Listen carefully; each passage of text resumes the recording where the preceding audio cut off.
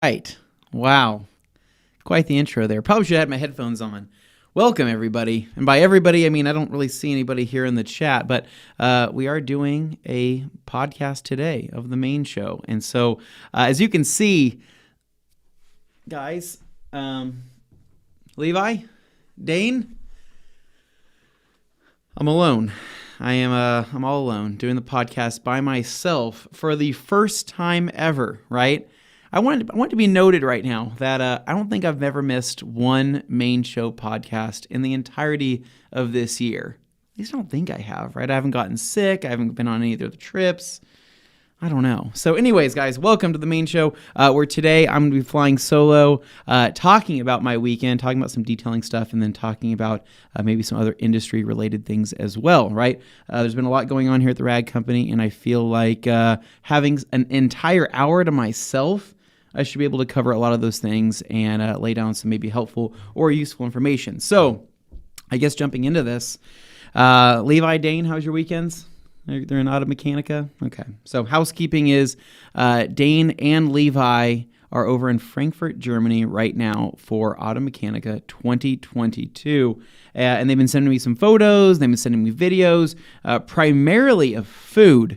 Delicious German food, and I am very jealous of them. It looks absolutely amazing. So they're going to be there for the week, and they're going to be spending, I believe, the next the next week after that. I think Dane's actually going to be going down to Italy, I believe, and then Levi is actually going to be flying home and then taking a couple days off just to kind of recuperate. So, yeah, man, pretty exciting show, and based on the photos and all the videos and everything I've been seeing, I mean, Auto Mechanica looks like it is quite the event. It looks like it's a really, really big show, probably SEMA size level of booths and whatnot, and it looks absolutely awesome. So I'm a little jealous. I have a little bit of FOMO about the whole situation, but another 2 years, I'll probably make my way down there and be able to really live up those German vibes, maybe potentially even bring my lederhosen down for the big event. Nick, do we have any comments in here, or is this kind of just no comments? I don't think there's any comments. He's kind of looking right now. We're going to see. I don't know if there's anybody signed on or if maybe my thing's not working correctly here, but all I know is that I don't know how to use half the... oh my gosh, there's a ton of comments.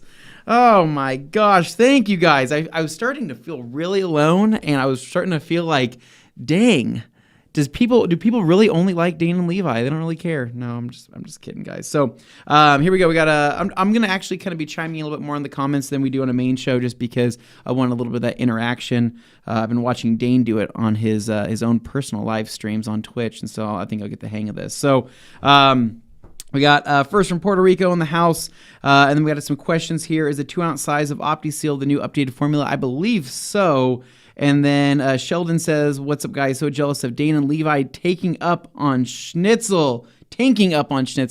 I know, man. I love the German food, and I know that some people are kind of weird about German food, but I'm like, I love it. I think it's absolutely amazing, and I'm very jealous and envious of them. So, we have Levi and I are watching on our way back of a cab on our way to the German restaurant. Dane, Levi, I'm beyond jealous. Eat for me, right? Eat like I would. Order something that's kind of unique and probably stomach-wrenching, and and do it for me.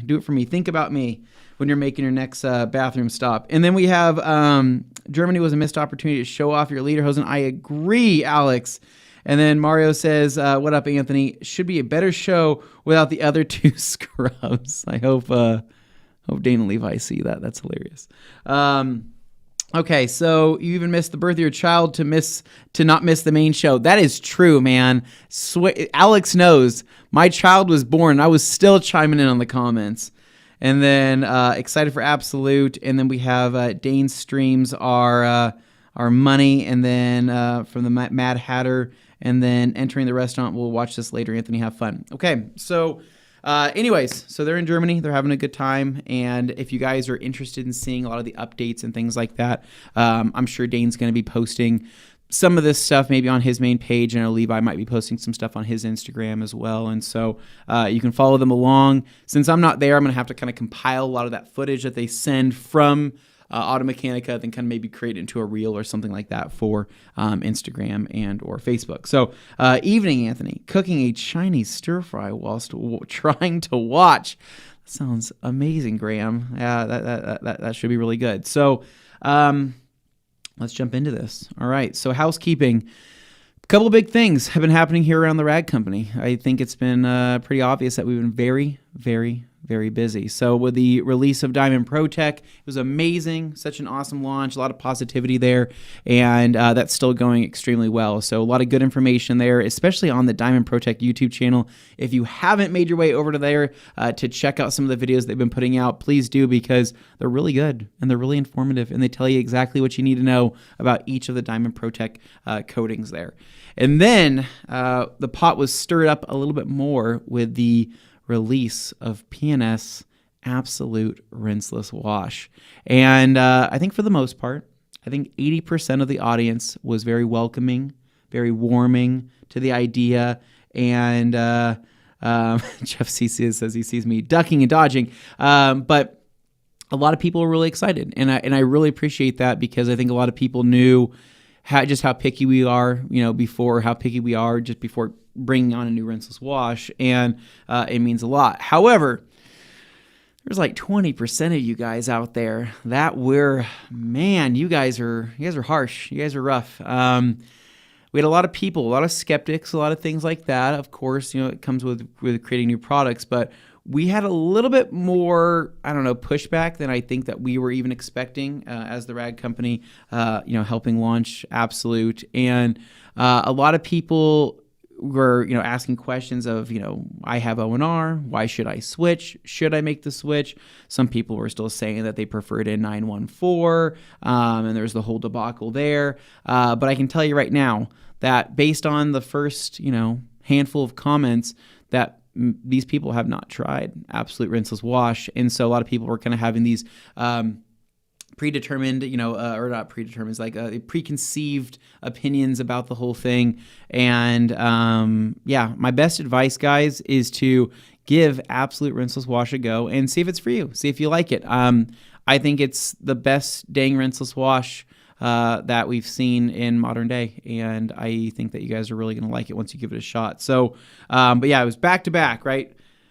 Diamond Pro Tech, Absolute Rinseless Wash, and then my team got a little stressed out yesterday because I posted like a teaser. It's like a media teaser of just an unboxing of the new coating. Well, not by say new coating, I mean Kosh Chemi's ceramic coating offering. And the coating's been out now for a little over a year and a half in Germany, and I'm sure it's probably on display over there in Germany as well.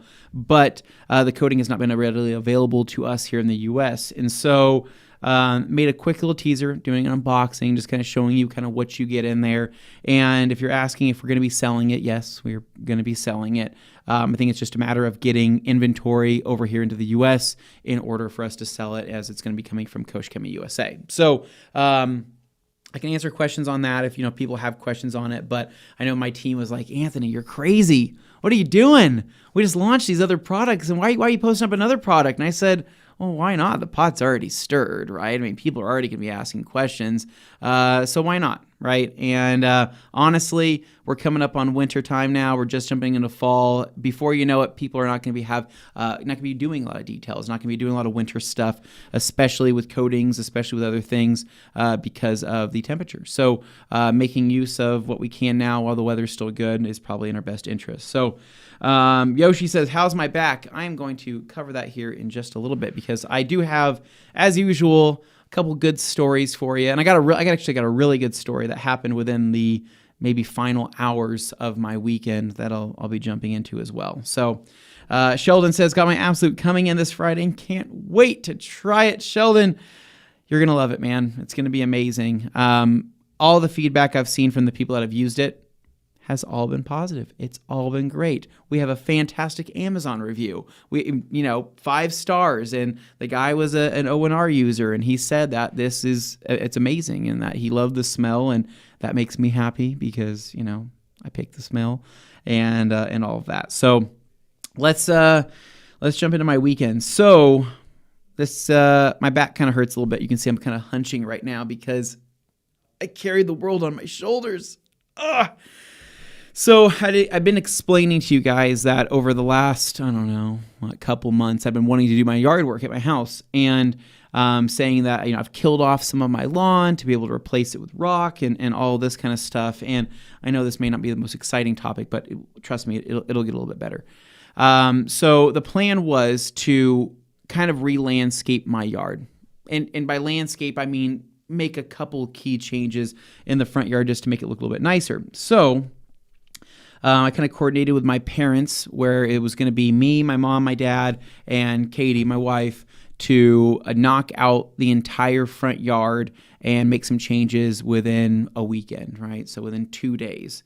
So a couple months ago, I killed off the grass on like the left side of my driveway. It's just kind of like this big spaced area that, honestly, big enough to you could park a car onto. You can probably park a big truck or even maybe a camper. Ideally, I would have put concrete there, but I got a quote for the concrete. It was like $7,000 for concrete, and it's getting expensive out there, right, with the concrete. And so I was like, dang it, as nice as that would be, I think we're going to have to rock that area instead. So when I killed off the grass, whatever it was, a couple months ago, I made the mistake of killing it off too soon. What I should have done is I should have killed it, kept watering it, or like killed it, weed killed it, or whatever, and then rolled the sod up and then got that out of there. But what I did instead was I killed the grass to where it literally fused into the dry clay soil that we have here in Idaho and became an absolute nightmare to remove. So Friday night,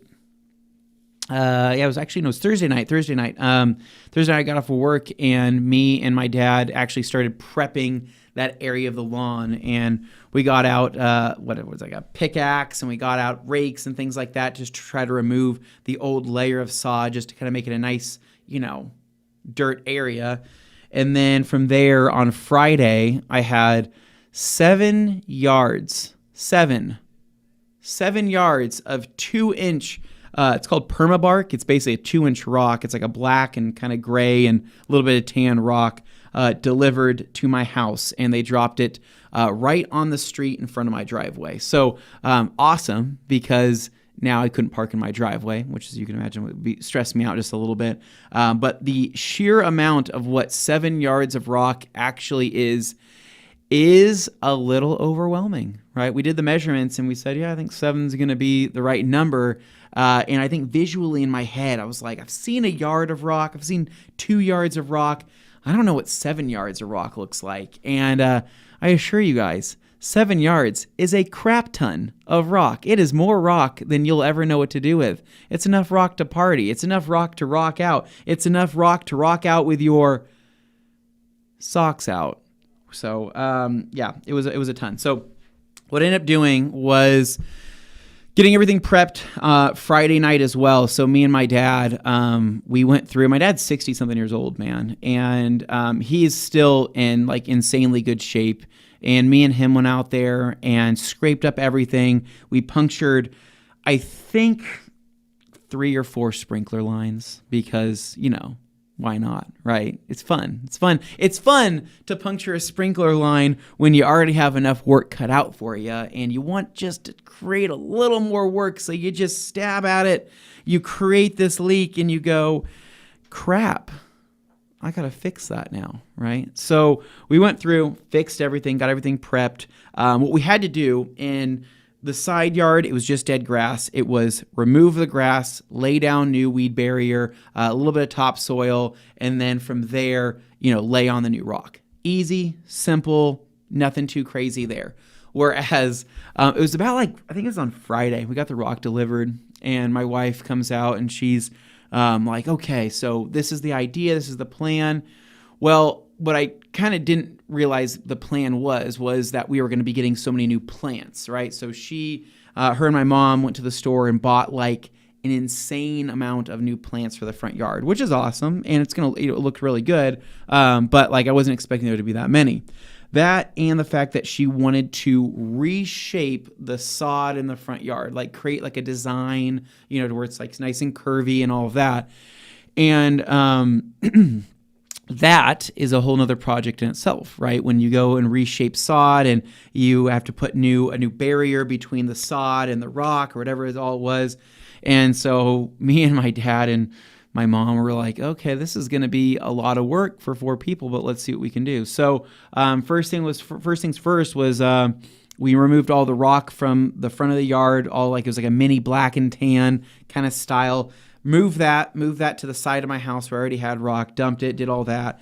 And then from there, started scraping up all the old weed fabric, pulling everything else out. And what I love is all the treasures that you find, right? You never know what the old landscapers, the old home builders are going to leave out. And I found like 4 Monster cans, found a couple NOS cans, a couple beer cans, countless bottle caps, Coronas, Modelo's, I don't know, Budweiser or whatever else.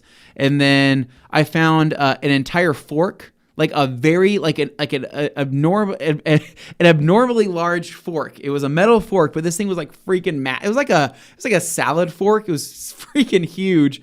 Found that in the ground, and I'm like, what else am I gonna find in here if I keep digging around? So removed the old weed fabric, punctured a few more sprinkler lines, had to fix those, and then from there we started laying topsoil and then digging the trench for the other kind of where the grass meets the rock, right? Because you have to dig a trench to put that plastic barrier that kind of rolls out and does that. And so we did that, looked really good. And at that point in time, I want to say the yard was really starting to kind of shape up and look a lot better. Is this camera zooming in my face or is it focused? I should hold up my hand there.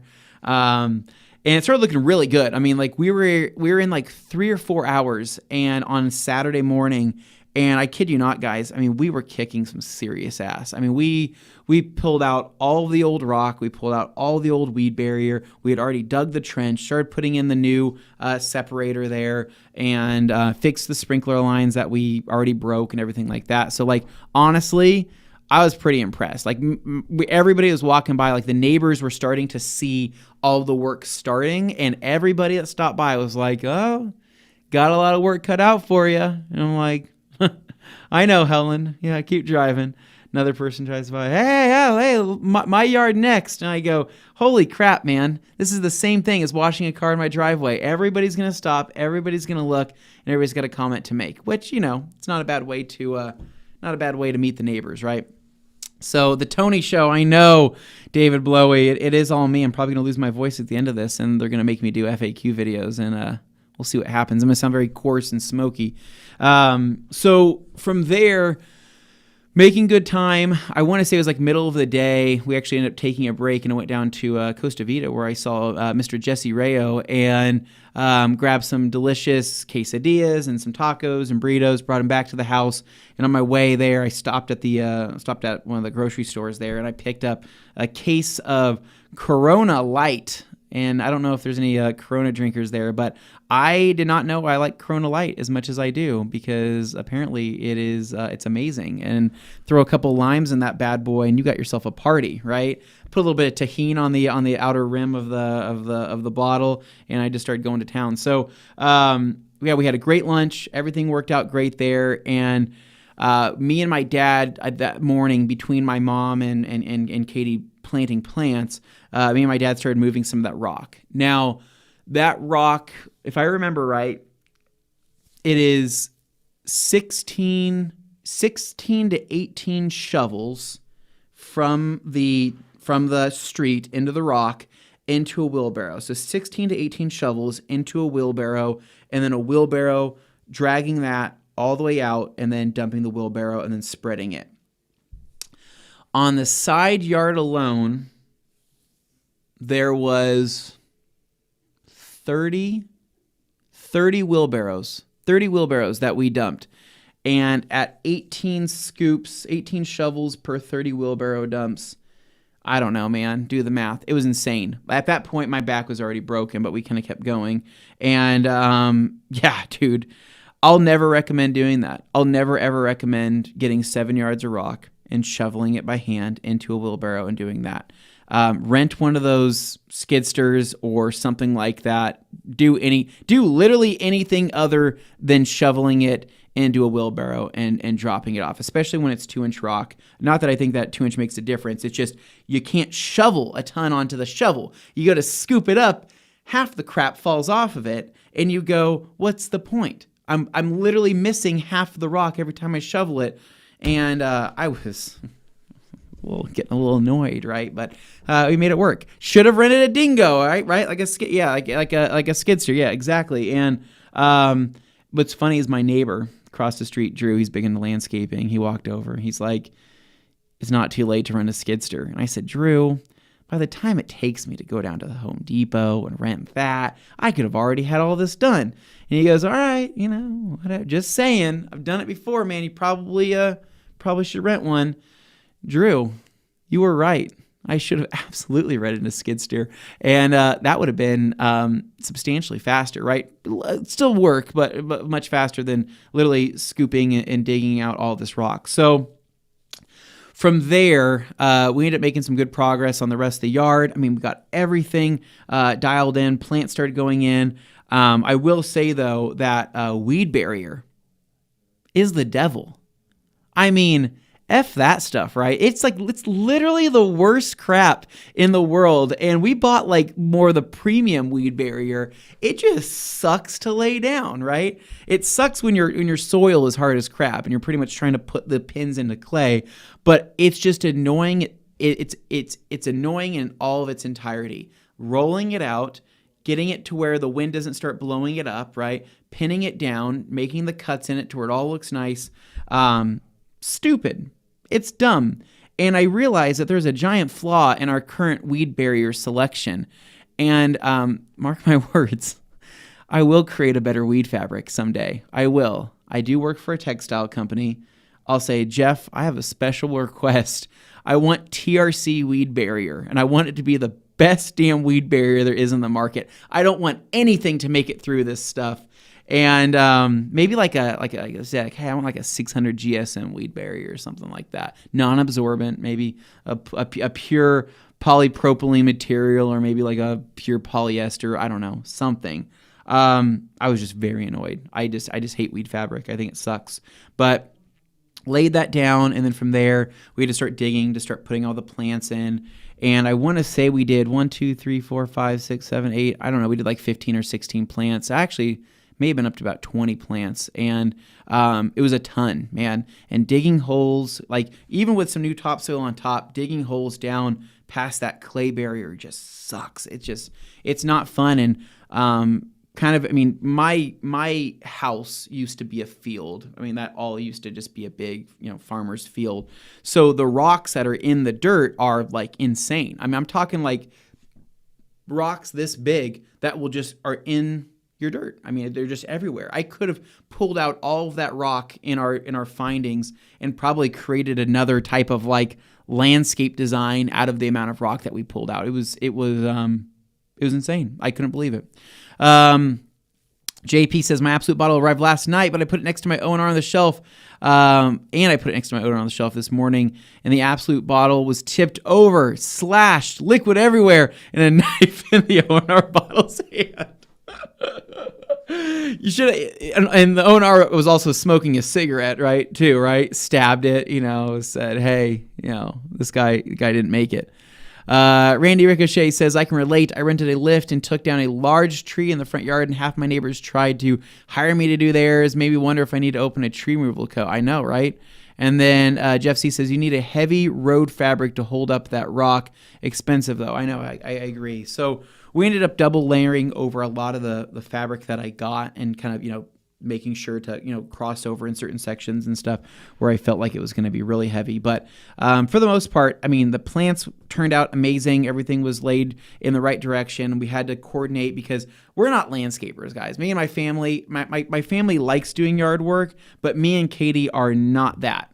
Hence why the idea was 2-inch rock and hardy plants that required minimal to no maintenance, and that's it. And then I can have a nice, good-looking yard and then focus on keeping my vehicles clean to really, emphasize the good look of my front house. But yeah, so we're not landscapers. So really a lot of this stuff was just kind of trial and error, seeing what looked good where and kind of going from there. And unfortunately, man, I mean, it looked pretty good. So I want to say it was on end of Saturday, we had all the weed fabric down. We had the plants down. Everything was good to go. The left side of my house had, I think, like 60% of the rock, 70% of the rock. And at that point, we said, okay, that's got to be good for today. Because when I went inside, my back was in excruciating pain. I was literally, you guys are going to laugh at this, I literally went into my office and pulled down my old weightlifting belt from my glory days. It's like a legit leather big weightlifting belt with a big back piece on it. It's a custom weightlifting belt that says all day on the back, which I thought is kind of funny. And so I went inside the house, I put that on, and keep in mind, that was for like 190-pound Anthony, right? I'm a little bit heavier than that now. And so this weight belt barely cinched up by the last two notches, and cinched this thing on, and I walk out of the house, and my family starts laughing at me, and they're like, Anthony, you look like a Russian bodybuilder. And I said, what the heck's that supposed to mean? They're like, well, your stomach is kind of hanging over the belt a little bit, and it looks like, it's a little tight. And I said, guys, my back hurts so bad right now, I don't even care how I look, right? If my socks are high, if I'm wearing New Balances, I think I was wearing Brooks at the time, I don't care what I'm wearing. I don't care what I look like. All I care is that we get this stupid work done because my back hurts so much, and I wasn't cut out for this kind of stuff. So I think it was Saturday night. Pics are done. There's a pic somewhere, I think. I want to say it was Saturday night. My parents took off. I continued working and moving more of that rock into that left side of the yard because I had energy. When you kind of work yourself so much that it feels worse to stop working than it does to keep working. And that's the point I was at. Like, my body was broken. I was so tired. I want to say I drank like 8 beers that day, and they did nothing. Like, it was like, you drink them, they do absolutely nothing. Like, it just sweated out. And they were ineffective for what they needed to do, probably because they were Corona Lights, but I mean, they were just ineffective in general. And so, Gorilla Jeeves, what's up, man? And so, ended up, like I said, I kept working, kept going, and that was pretty much it. Sorry, guys, I got a bunch of people laughing here in the background. I don't know if they're laughing at me or if they're laughing at what's going on in the office, but they were definitely laughing. Can you hear that?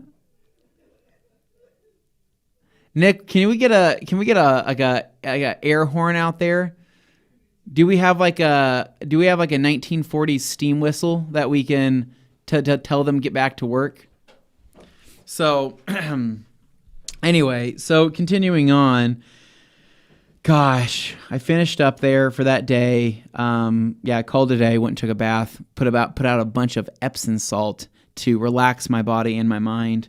And I kind of soaked in there, and that was pretty much it. So Sunday morning, I had to keep going, woke up bright and early, and I kept scooping more rock. And this is where I need to do the landscaping around the main area where we did all the plants. And so started scooping more rock. And it was about after, I want to say it was like the 5th wheelbarrow, my lower back had that feeling. That feeling where you feel that, like, it's like right in the middle where you feel that something happen on your spine. And I said, oh crap, that's it, man. That's my back. It just gave out. And so stopped what I was doing, and then said, that's fine. I'll just have to do this another time or do this later today. The problem was I still had that freaking rock in front of my driveway, and I could not stand the fact that there was rock in front of my driveway. Like, it literally was like, I don't know why it was so bad. It just, I didn't like the idea of having to drive around the rock. I didn't like the idea that I still couldn't pull up into the driveway. It was just one of those where you want your cars in your driveway, and you want to be happy. You don't want them out in the street. You don't want them out in other areas. I had them parked over in the plot of land. And so I went inside, told Katie, I'm like, hey, I threw up my back. I think I'm done for today. And so she's like, okay, well, do you want to take the baby? And I'll go out there and start getting some work done. Well, guys, my wife deserves the award of the year, the award of the century, whatever it is, because that woman went out there. She literally knocked out the entire 3.5 yards that were left in the street and wheeled those all into the yard and finished everything. Literally, my wife went out there, scooped up all that rock by herself, moved that wheelbarrow that I apparently couldn't move anymore, dumped it, and did the entire front yard in that 2-inch rock. And I was like, are you kidding me? I'm like, I was going out there periodically, like, hey, you got to take a break. Like, you got to stop. Like, you're going to hurt yourself. And she kept going, man. She was an absolute beast. And I'm very proud of her because, if she wouldn't have done that, I don't think it would have been finished by this weekend. So she spent a lot of time doing that, and it looks absolutely amazing. The rock, the plants, all of that. It's done. I don't want to think about the freaking front yard again forever. I just want to maintain it, and then maybe... I know, Mario, I felt like a wuss, right, as my wife's out there. And all the neighbors are stopping by like, where's your husband at? Like, shouldn't he be doing this? And she's like, well, he hurt his back. And so they're like, well, so you're going to hurt your back too? And she's like, well, whatever. So, dude, she's a beast. She's amazing. So, Mario, one of those hot tubs I promoted would have hit the spot. Right, I'm going back to the United Kingdom. I'm going to go take a soak. So, we ended up finishing up. I think she called it good about, afternoon. And I went out there just to kind of do some touch up, move some rocks around and things like that. And my parents came back over to see how the progress was, showed them the final result, and they were all about it. They thought it looked absolutely amazing. And I think it looks amazing as well. And by virtue of me replacing all that rock over on that left side, I now have a new parking space that I can park on top of this rock. However, I don't really know because there's like sprinkler lines, like not even like inches underneath that. I'm wondering if you could park a car on rock that big with there being sprinkler lines below it, or if there needs to be something done to be able to do that, because it's all just a massive amount of rock. The people walking by in your neighborhood sound kind of annoying. They're nice people. They're really, really nice. I just think that nothing draws more attention than maybe working on your home, and then other people feeling like maybe I should work on my home, or what are they doing? What do I need to be doing, right? I don't feel that way. I could walk down my street and see somebody literally breaking their back as well, doing some crazy landscaping. I just don't care that much. I don't care about their business enough to ask them about it. And it's not to be rude. I don't know. That's your thing. Now, if your yard starts looking really crappy, and let's just say you start pulling a Levi and you start parking cars on your grass, I'm probably going to say something and be like, hey, kind of looks bad. But that's just me. I don't know. I will notice something that looks wrong, but if I probably won't even say anything, but I don't know. Certain people I think are into yard work, and I think other people are just, it's a common interest maybe people have, and I just let them know that I don't like doing this. So I think after everything, all the work, it was about halfway through all that work, I realized that I understand why people pay for landscapers, and I understand why landscaping is so expensive. And at the same time, I'm proud that I did it myself. We saved a ton of money. I think all in all, for the rock, the plants, the topsoil, the edging, the tools, I bought a new wheelbarrow. It sucks, but it worked.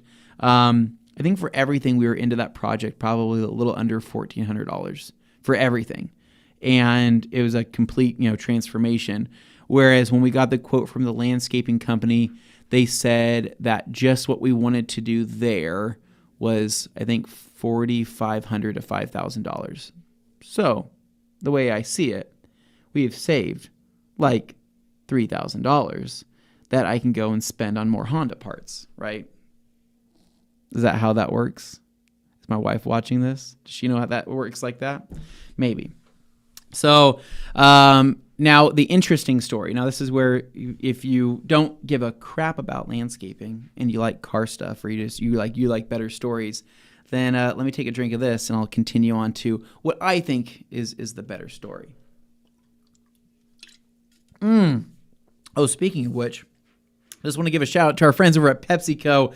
I am drinking Mountain Dew Energy Orange Breeze today.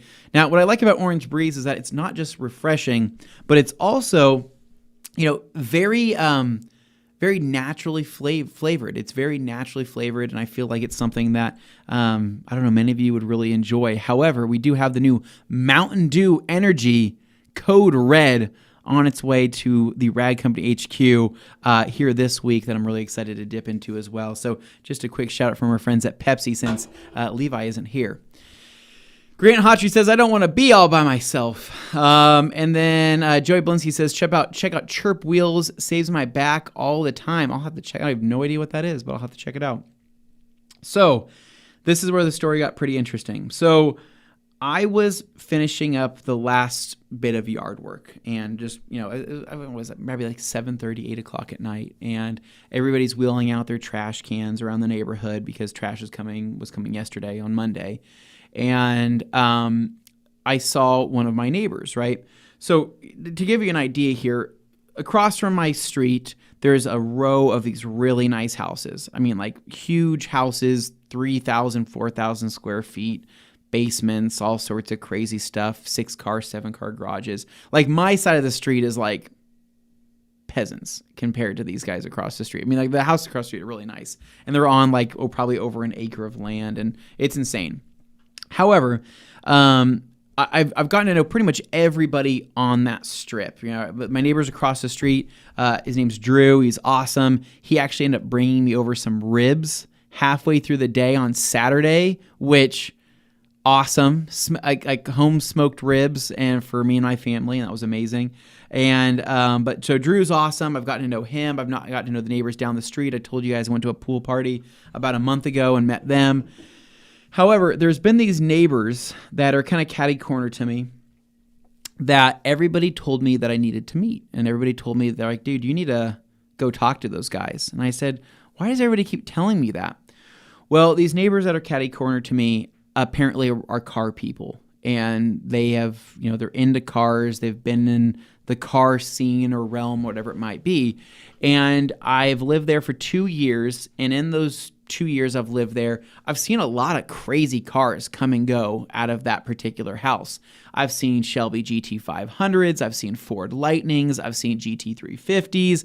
I've seen quite literally all these crazy Fords. I've seen Hondas go back there. I've seen it's just a house that's beautifully nice, but just cars kind of come and go. And it's got like this crazy U-shaped driveway to where the driveway you pull in, and then it goes to the back of the house and creates an entire U and comes out around to the other side of the house. It's like I don't know how to describe it. It's just this giant. The property's massive, and they also have a massive shop in the back with, I believe they've told me, I've heard through the grapevine that there's like lifts back there, there's tire changers, there's bushing presses, there's all sorts of stuff. And my neighbors have told me this, and they're like, you just got to go over there. And the couple that lives there are older. They're in their 80s. The man, I want to say, is probably 86, 85, 86. The woman's probably in her 80s as well. And so I always thought that was kind of weird. Like, well, what do you want me to do? Like, go knock on their door and say, hi, elderly neighbors. I hear you guys are car people. Can I come peep your wares? Can I come explore your house? That's strange. I'm not going to go do that, right? That's weird. And so I've always tried to find the time to be able to go and talk to them. And I've talked to the woman before, and her name was Bobby, and she's really, really nice. But the only time I talked to her was because I found a stray cat. And I was like, hey, is this your cat? And she's like, that's not my cat. You probably shouldn't be holding stray cats. And I was like, oh, right. So anyway, Saturday night, I found my inn. I finally found my inn to be able to go and have this conversation. So apparently during Sunday, when my wife was out there, the couple had been driving by the house and kind of commenting on my wife's work as she was going, right? Telling her, good job, you keep going, you're doing great. And so the husband, who's like 85, 86 years old, is pulling his trash can out to the driveway. And I see him wave over at me. And so I wave at him back. And I say, hey, how's it going? And he goes, did you finish up? And I said, yeah, I finished. Couldn't believe it, man. A lot of work. My wife, pretty much carried the team and got it done. And he's like, oh, yeah, she's a hard worker. And I said, I know. She's pretty amazing. And I kind of started walking over to him. And I said, yeah, I'm really glad, we went with the bigger rock, and we were talking about that for a little bit. And then he's like, well, what are you doing now, though? And I said, well, now I'm washing my cars because I couldn't stand the fact that all that rock dust got all over my cars. So I was out there washing the RSX, and I just finished up washing it technically, and when he had come out. And he goes, oh, yeah, no. He's like, I see. He's like, you got a couple cars over there. And I said, yeah, I got my Honda stuff. I love my Hondas. And he kind of laughed, and he's like, yeah. And you got some other ones there in the garage, too. And I said, well, yeah. I said, I got my wife's 4Runner there, and then I got the bikes. And then I said, I got a Mitsubishi, Evo. And he goes, Mitsubishi, what's that? And I said, it's like a turbo rally car. And I say, and I right when I say turbo, like his eyes kind of like light up, right? And he kind of like goes like, turbo. And I'm like, yeah, like turbocharger. And he goes, I know what turbochargers are. And I said, oh, cool, right? And he said, do you like car stuff? Do you like other cars and things like that? And I said, well, yeah. And he's like, well, do you like turbos and stuff? And I said, well, yeah, it's pretty sweet. And he goes, well, let me show you something. So he's like, come with me. He's like, we're going to go in the garage, and I'm going to kind of walk you by something. And so we go into the garage. His normal garage, guys, you'd crap your pants. Like, I knew it was big because there's already an RV bay in it. But the way it's shaped up is that it is a 14-foot door.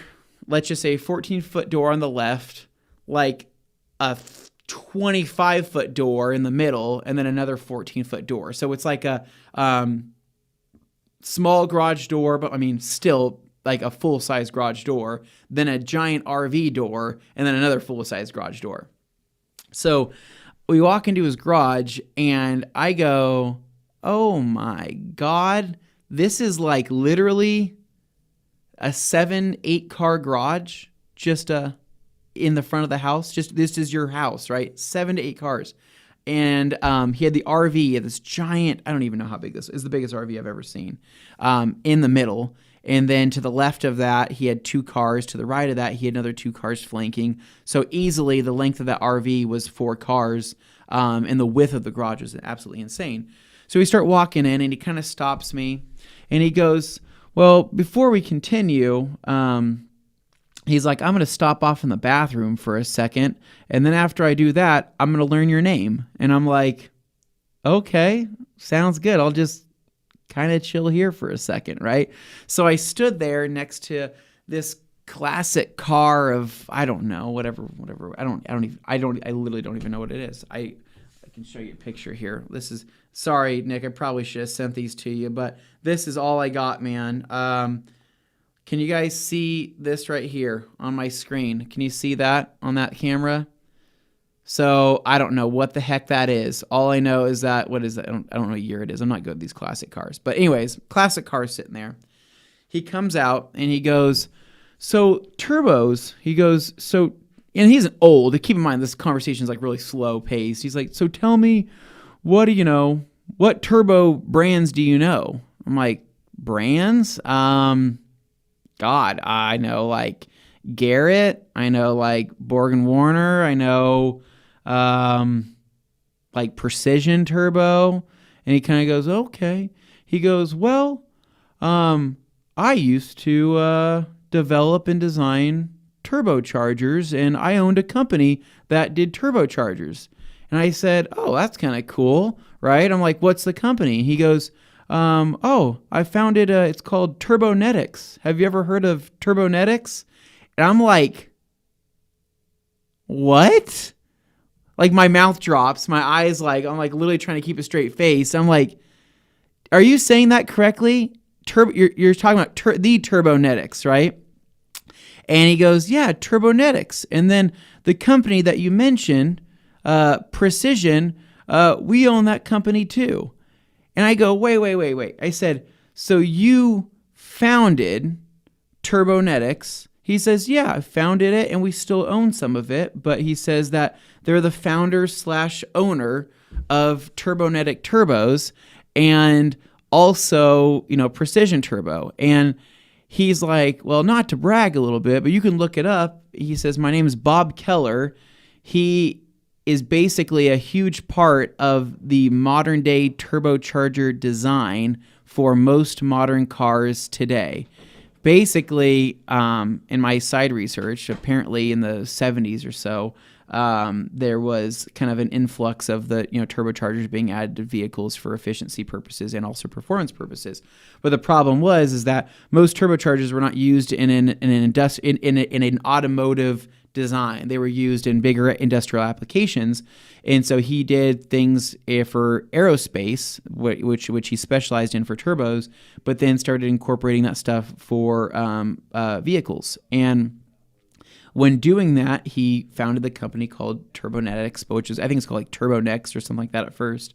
And basically his designs and all of his creations are what paved the way for all of the other major turbo brands to date. And that includes Garrett, that includes obviously Precision since they own them, and that includes, like you name it. I mean, all of that design work that he did, because apparently the first turbo that was created was like in the early 1900s, but then this guy is who basically took that and then, made it better, made designs better. And so I'm there crapping my pants, because I know Turbonetics, and I'm like, dude, you're in magazines. I mean, Turbonetics was in magazines. You guys are on social media. You guys, you were one of the oldest players in the game.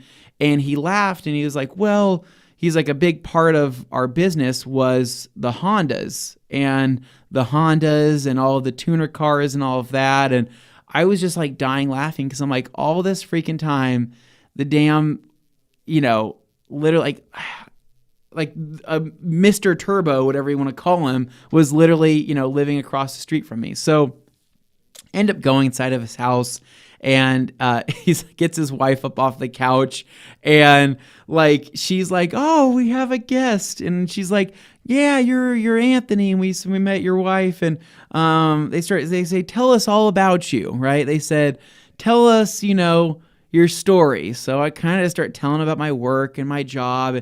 They told me to sit down because I've been standing too long, and I sit down and we start just shooting the stuff. And they said that, yeah, basically their shop in the back, they've been selling a lot of the stuff since they had a son that passed away, unfortunately.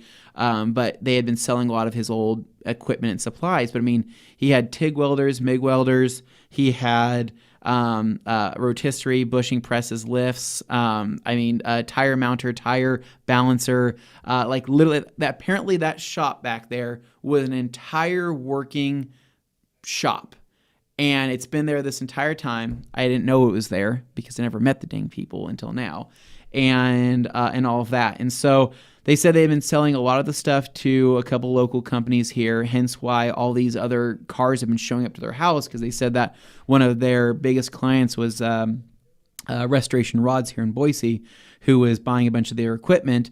And the owner of Restoration, he tells me it's a T3 turbo on there. It didn't tell me how much boost it was pushing, but then he walked me over to this old Oldsmobile, and he had this Oldsmobile that he converted from carbureted to fuel injected, and then upgraded the turbocharger on it, and how he wanted to throw that engine into the Oldsmobile. However, he said that there is an ECU issue where the ECU couldn't necessarily pick up on the injectors or something like that. So instead what they did is they threw a brand new Crate Coyote motor into his Oldsmobile and starts telling me about that. And we had like a good conversation about, about speed and power and all this stuff. And it's funny because he was like, yeah, I need a reason to pull this thing out because I have no reason to ever take this thing out. So I'd love to take you for a ride. And he's like, maybe by the time we get down this strip down here, we can hit maybe 120. What do you think? And I'm like, this 85-year-old man's telling me we're about to hit 120 on a public street who's, been in the car game for longer than anybody else. And I'm like, this is hilarious. And but then he did tell me, he said he wanted to see that Oldsmobile motor, that turboed Oldsmobile motor. He said there's nothing else like it. It's a full aluminum block. And he's like, I want to see that into a car before I die. And that was weird because like I've never heard somebody say, because when you're that age, you could say something like that and that be the absolute truth, that you want to see something happen before you die. And it kind of hit me. I'm like, geez, this guy's a car lover and there's certain things that he still wants to do in the automotive world and in the car world that, that he wants to accomplish before he's not here anymore. And that it was kind of a weird feeling, but again, it kind of what's it called? Grounds you a little bit hearing something like that. Grant Hawtrey says, I'll take a PT6870, please. Then thank you. And then those poor people are going to get bugged every week by Tony for Honda Parts. I know, right? So from my understanding, he is still like a president/advisor of Turbonetics and Precision Turbo or something like that. But I don't know if they sold all of the company or if they still own some of it. But all I know is that they're retired and they completely live off of the income of I think the sale or the primary sale of the business, which is super interesting. So crazy, man. Crazy. I was telling the couple, I said, your turbos were like in like video games and all sorts of stuff. And they're like, video games? That's interesting. We didn't know that. I'm like, guy, like Turbonetics, I mean, like literally 10 years ago, 15 years ago was massive. Yeah. But so Bob Keller, yeah. So Nick just looked up. He's in the SEMA Hall of Fame. Look up Bob Keller, SEMA Hall of Fame, and you'll read all about him. And crazy. But that's how important of a person he is. And he basically told me, he's like, dude, I can tell you everything about turbo. Not dude, but he says, well, son, I could tell you everything about turbochargers that there is. Everything from, like how they spool. He can tell me about, pressure ratings. He can tell me about what type of, turbines best to use, turbine shape. I mean, like it's insane how knowledgeable he was. I was like, dude, this is over my head. I don't know. This is crazy. So, yeah, man, it was pretty wild. So I met him, went back to the house. Katie was like, where were you out there? Why were you out there for so long? And I told her, and I said, because like I met the guy that founded Turbonetics and all that, and basically the modern day turbocharger guy. And she goes, well, that's cool, I guess. And I said, Katie, you don't understand. You don't understand how crazy this is, right? Yeah, it was like, you never know, man. Like, right? Like I would have never known, and I would have kicked myself if I would have waited another 5 years. Maybe something would have happened. They would have passed away and I wouldn't have been able to go over and meet them. But the good news is that I think that, I've opened the door now to be able to go over there, say hi again, maybe go check out some of their other stuff, go for a rip in his, his Coyote swapped Oldsmobile and things like that. Kind of a surreal thing when you meet somebody that's that close to home in that automotive world, and pretty sweet. So that's pretty much how I ended my Sunday night, right when I thought nothing else was interesting was going to happen. I mean, that happens within the last hour of me going to bed on Sunday night, and that was really cool. So JP says, how do you feel about the path to EVs and the solemn death of every sports car? I think you should make an exemption of like 5% of high-end sporty or muscle cars. It would still help with emissions. Yeah. I'm not an electric guy, really. I've been in some really cool electric cars. I think it's just a sound thing for me, man. It's a sound and feeling thing that I have a hard time being able to let go of. and but like sound and feeling that can't be replaced artificially, right? So for example, if you were able to create like battery whine sound or like some type of crazy sound naturally by a mechanical thing of the vehicle, I think I could be like, okay, I can get this, right? Or if it was like a turbine, right? Or if it was like a jet motor or a jet engine or things like that, something that has that raw visceral sound and feel, I can get behind. It's just the quietness is the only thing, right? The speed's there. It's just how the heck are you going to know you're going fast unless you can actually feel everything and hear everything? So I don't really know. I don't really know what my thoughts are, but I mean, that's where the world's going. I mean, it's going to get there eventually, so it is what it is. I forget I'm the only person talking on this. So that was pretty much it, guys. I went for an entire hour. I cannot believe it. Almost an entire hour. Pretty insane. So I think it's going to wrap it up, guys. Pretty crazy story towards the end there. I don't really know what else to say other than I got to go get to know him more. Go, learn more about that kind of stuff and maybe see if he can, loan me some shop time there in the back so I can work on a project or something.